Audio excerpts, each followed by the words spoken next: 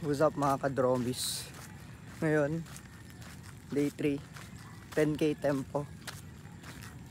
Tempo tayo ng marathon pace. Tempo nun, ng marathon pace ko. Yeah, let's go.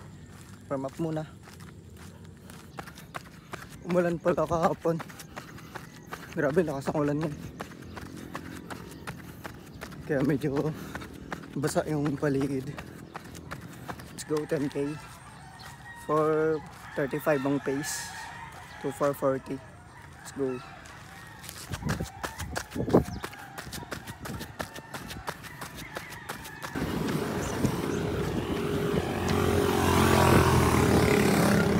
What's up mga kadromis? Ngayon tapos na yung 10k tempo. Ang kulit hindi nasunod yung pacing. Ito yung naging result. 10k 4:17 pace, 43 minutes. Pero maganda naman yung sa pakiramdam.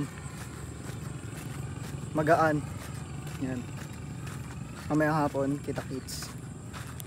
What's up mga kadromis? Ayan hapon. Ganoon pa rin umuulan. Mahirap magdala ng phone kasi baka mabasa. Kanina lakas ng ulan simula tanghali. Ngayon lang tumigil.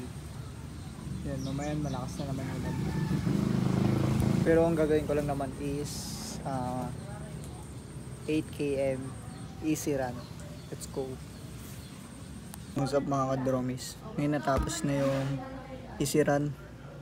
Ngayon naging lesson is sundin yung kung ano talaga yung nasa training plan. Kasi ang hirap pag kinabukasan bigla kang mapatig, no? Hindi mo inaasahan yan. Kaya peace out.